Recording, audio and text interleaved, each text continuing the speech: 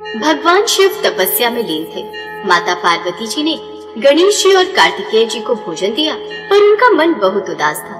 तभी नारद मुनि वहाँ आ जाते हैं। नारायण नारायण, प्रणाम माते। प्रणाम देवर्षि, आइए भोजन ग्रहण कीजिए। खीर पूरी। माते, महादेव को भी खीर बहुत पसंद है, परंतु वे हैं कहाँ? कहीं दिखाई नहीं दे रहे। होना कहाँ है, वे तो अपना अधिकतर समय तपस्या में ही लीन रहते हैं। आज खीर बनाई थी कि शायद खीर की खुशबू से वे अपनी तपस्या से उठ जाएंगे और थोड़ा कुछ खा लेंगे। कितने समय से मैंने और महादेव ने एक साथ बैठकर भोजन तक नहीं किया। नारद मुनि माँ पार्वती के चेहरे की उदासी को देख लेते हैं। मेरे पास एक उपाय है, जिससे आप भगवान शिव से जो भी कामना करेंगी वो जरूर पूरी करेंगे।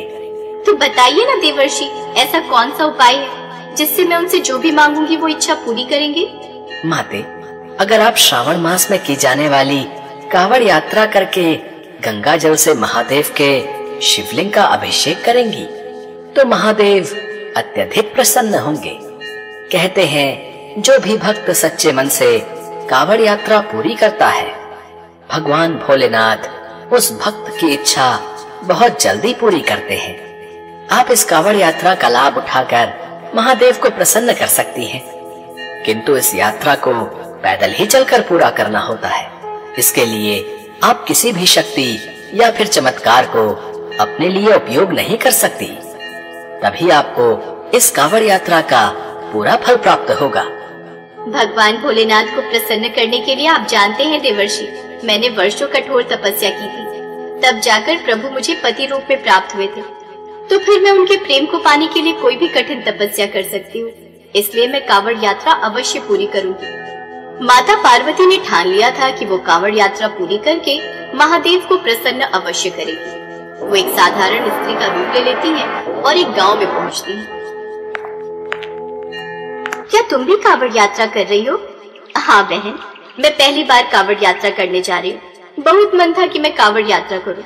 सुना है कांवड़ यात्रा करने से महादेव मन की सारी मुरादें पूरी करते हैं। क्यों ना हम साथ में कांवड़ यात्रा करें? दोनों को एक दूसरे का साथ मिल जाएगा। साथ में? ठीक है, वैसे भी मैं बिल्कुल अकेली ही थी, आपका साथ हो जाएगा। आप मेरे घर चलो, हम फिर साथ में ही कांवड़ यात्रा के लिए निकलेंगे। राधा के कहने पर माता पार्वती उसके साथ उसके घर चली जाती है, पर जैसे ही राधा घर में प्रवेश करती है, उसकी सास उसे ताने देने लगती है। कोई फायदा नहीं ये कांवड़ यात्रा करने का। जब इतने सालों से तेरी गोद सुनी है और सारे हकीम डॉक्टर बोल चुके हैं कि तू कभी मां नहीं बन सकती, तो क्यों ये सब फालतू की चीजें कर रही है? माँ ठीक कह रही है राधा, और अकेली जाओगी? मैं तो साथ जा नहीं सकता, और न ही मुझे कहना साथ चलने को। आपको परेशान होने की कोई जरूरत नहीं है, मैं इनके साथ जा रही हूँ। ये भी कांवड़ यात्रा के लिए ही निकली है। रहने दे रोशन, इसके जो जी में आई करने दे। अगर अगले साल तक इसके बच्चा नहीं हुआ तो मैं साफ साफ इसे बोल रही हूँ, मैं तेरी दूसरी शादी कर दूंगी। जा अब तुझे जिस भी यात्रा पर जाना है। राधा की आंखों में आंसू आ जाते हैं। के बाद राधा और माँ पार्वती अपनी अपनी कांवड़ लेकर यात्रा पर निकल पड़ती है। राधा को क्या मालूम था कि वो कितनी सौभाग्यशाली है। उसने कितने पुण्य कर्म किए हैं जो आज स्वयं माँ पार्वती उसके साथ कांवड़ यात्रा पर जा रही है। राधा, क्या तुम्हें भोलेनाथ पर सच में विश्वास है कि वो तुम्हारी मनोकामना पूरी करेंगे? हाँ बहन, मुझे भोलेनाथ पर पूरा विश्वास है। कहते हैं ये कांवड़ यात्रा बहुत फलदायी है। कांवड़ के जल से भगवान भोलेनाथ के शिवलिंग का अभिषेक करने से वो प्रसन्न होते हैं। राधा की बातें सुनकर माता पार्वती मुस्कुरा देती है। चलते चलते माता पार्वती थक जाती है। लाओ बहन, थोड़ी देर कांवड़ मुझे पकड़ा दो और तुम यहाँ पेड़ के नीचे आराम कर लो। राधा, तुम भी तो थक गई हो, तुम आराम नहीं करोगी? कोई बात नहीं, पहले आप थोड़ी देर विश्राम कर लो। अगर मुझे थकान लगेगी तो मैं आपको बोल दूंगी। माँ पार्वती पेड़ के नीचे विश्राम करने लगती है। अचानक एक शेर दहाड़ता हुआ बाहर आ जाता है। शेर को सामने देखकर राधा घबरा जाती है। माँ पार्वती गहरी निद्रा में सो रही थी। मैं भूखा हूँ और भोजन की तलाश में निकला हूँ। मैं तुम्हें खा जाऊंगा। राधा माँ पार्वती के आगे आकर खड़ी हो जाती है और शेर के सामने साहस रखती है। क्या तुम्हें मुझसे डर नहीं लगा? तुम चाहती तो मुझे देखकर भाग सकती थी, पर तुम क्यों नहीं भागी? नहीं, मैं इन्हें यहाँ छोड़कर नहीं जा सकती। तुम्हें अगर खाना है तो मुझे खा लो, पर इन्हें छोड़ दो। ऐसा तो कोई भी नहीं करता। कि अपनी जान की परवाह किए बिना किसी दूसरे की जान बचाना, क्या ये तुम्हारी कोई रिश्तेदार है जो तुम उनके लिए अपनी जान देने को तैयार हो? हाँ, इनका मेरे से इंसानियत का रिश्ता है और इस रिश्ते के नाते मैं उनकी जान की रक्षा कर रही हूँ। तुम्हारी बातें सुनकर मैं बहुत आश्चर्यचकित हूँ। तुम बहुत नेक दिल हो, इसलिए मैं वापस जा रहा हूँ। तुम्हें मेरे से डरने की कोई जरूरत नहीं। शेर वापस झाड़ियों में चला जाता है। तभी माँ पार्वती भी नींद से जाग जाती है। अरे, पता ही नहीं चला मैं कितनी देर सो गई। क्या तुम थोड़ी देर विश्राम करना चाहोगी? नहीं नहीं बहन, चलना चाहिए ताकि हम समय पर हरिद्वार पहुँच जाएं। उसके पश्चात माँ पार्वती राधा के साथ गंगा नदी से जल भरकर वापस गांव लौट आती है। माँ पार्वती राधा के साथ शिवलिंग की पूजा करती है। तभी शिवलिंग में से महादेव प्रकट होते हैं। महादेव को देखकर माँ पार्वती मुस्कुरा देती है।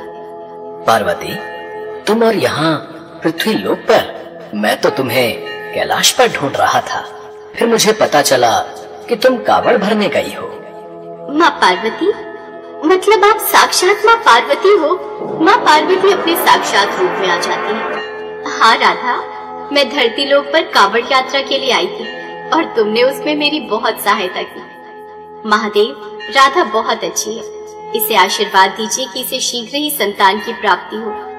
मैं जानता हूँ देवी पार्वती, राधा ने हर कदम पर अच्छाई का प्रमाण दिया है।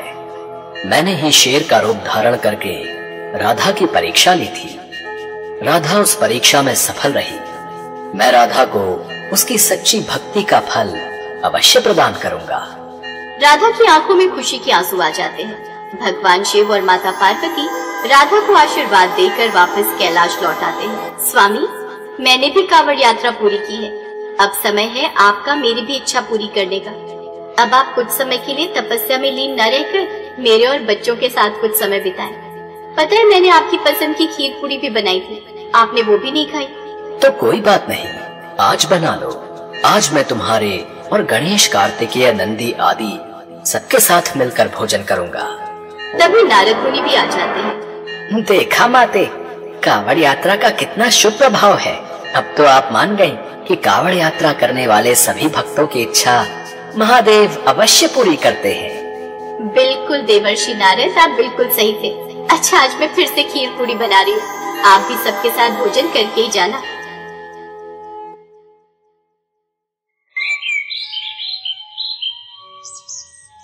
करवा चौथ का व्रत आने वाला था। कैलाश पर्वत पर माँ पार्वती अपने हाथों में मेहंदी रचा रही थी। भगवान शिव उनसे बोले, क्या बात है देवी, आज आप अपने हाथों पर मेहंदी रचा रही हो? कोई खास आयोजन है क्या? कल करवा चौथ का त्योहार है स्वामी। आपको तो ज्ञात ही है इस व्रत से मेरा कितना लगाव है। मैं भी प्रतिवर्ष इस व्रत के आने की आस लगाती हूँ ताकि मैं आपकी रक्षा की कामना हेतु और अपने प्रेम को और भी अटूट बनाने के लिए ये व्रत कर सकूं। देवी, आप तो मेरी शक्ति हैं। आपके और मेरे प्रेम का तो जन्मों जन्मों का संबंध है। आपकी भक्ति मेरे हृदय को छू जाती है। देवी, आपकी भक्ति प्रेरणादायक है जो पृथ्वी पर प्रत्येक सुहागिन स्त्री का अपने पति के लिए प्रेम और समर्पण का प्रतीक है। स्वामी, मैं चाहती हूँ इस बार मैं इस व्रत को पृथ्वी लोक पर करूँ। मेरी बहुत इच्छा है कि मैं भी मनुष्य रूप में सभी स्त्रियों के साथ इस व्रत की पूजा करूँ। जैसी आपकी इच्छा देवी पार्वती। यदि आपकी पृथ्वी लोक पर यह व्रत मनाने की इच्छा है तो आपको पृथ्वी लोक पर अवश्य जाना चाहिए। ठीक है स्वामी, तो फिर मैं तैयार हो जाती हूँ। कल प्रातः ही मैं धरती लोक पर करवा चौथ का व्रत मनाने के लिए चली जाऊंगी। अगले दिन सुबह ही माँ पार्वती एक बहुत सुंदर स्त्री का रूप धारण कर लेती हैं और धरती लोक पर एक गांव में पहुँचती हैं। वहाँ पर करवा चौथ की बहुत चहल पहल थी। हर स्त्री ने 16 श्रृंगार किए हुए थे। सुंदर साड़ी, हाथों में कांच की चूड़ियाँ, गले में मंगलसूत्र, पैरों में बिछुए पायल और तरह तरह के श्रृंगार। सभी औरतें आपस में बातें कर रही थी। अरे बहन, चलो सब लोग मिलकर वहाँ घेरा बना लेते हैं, पूजा का समय हो रहा है। हाँ बहन, तुम भी पहुँचो, मैं अपनी बहू को लेकर आ रही हूँ।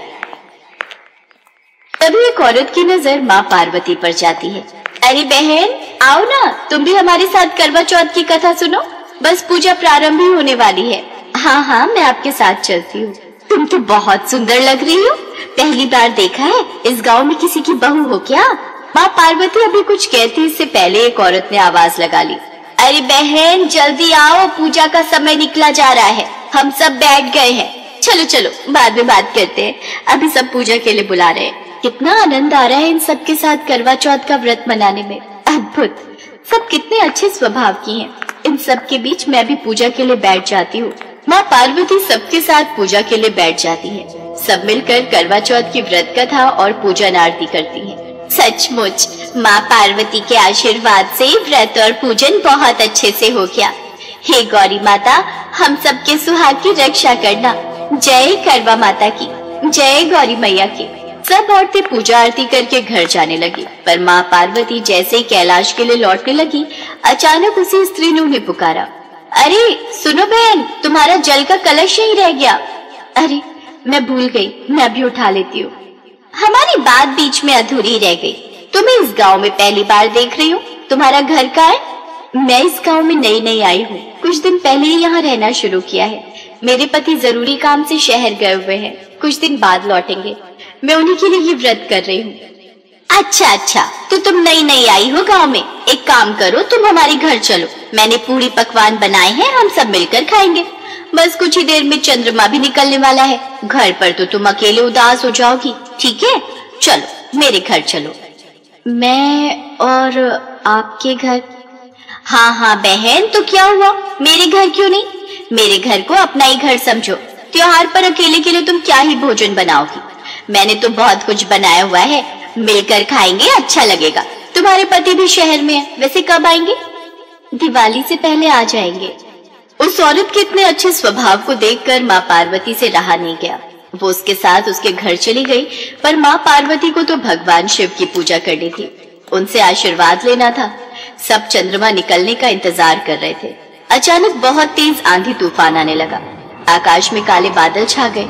अरे सुशीला बहन, अब चंद्रमा कैसे पूजेंगे? आकाश में तो कुछ भी नजर ही नहीं आ रहा। अंधेरी और तूफान से चंद्रमा बादलों में छुप गया है। बिना चंद्रमा के दर्शन के हम व्रत कैसे खोलेंगे? अब तो एक ही रास्ता है कि माँ पार्वती से प्रार्थना करें कि वो हमें चंद्रमा के दर्शन करवा दे। चलो हम सब मिलकर माँ पार्वती से प्रार्थना करते हैं। सब स्त्रियां माँ पार्वती से प्रार्थना करती हैं कि आसमान साफ हो जाए और उन्हें चंद्रमा के दर्शन हो जाए। सुहागन स्त्रियां भला क्या जाने कि माँ पार्वती स्वयं उनके बीच खड़ी हैं। सुहागन स्त्रियों की प्रार्थना माँ पार्वती स्वीकार कर लेती हैं। उस औरत को साधारण स्त्री के रूप में माँ पार्वती साक्षात दिखाई दे रही थी। अचानक ही माँ पार्वती अंतर्ध्यान हो जाती हैं। आंधी तूफान रुक जाता है, मानो कुछ हुआ ही ना हो। आसमान साफ हो जाता है और सब स्त्रियों को चंद्रमा के दर्शन होते हैं। तभी वो औरत बोली, माँ पार्वती, ये सब आपका चमत्कार है। मैं जिस स्त्री से बात कर रही थी वो तो साक्षात माँ पार्वती थी। इसका मतलब मेरे घर में माँ पार्वती के चरण पड़े थे। हे मैया, आपने तो मेरे भाग्य ही खोल दिए। आपकी जय हो माँ, आप हमारे साथ करवा चौथ मनाने के लिए धरती पर आई। हाँ बहन, वो जो बहन 16 श्रृंगार किए हुए थी वो वास्तव में माँ पार्वती थी। आज उनके चमत्कार से ये आंधी तूफान रुक गया और हमें चंद्रमा के दर्शन हुए।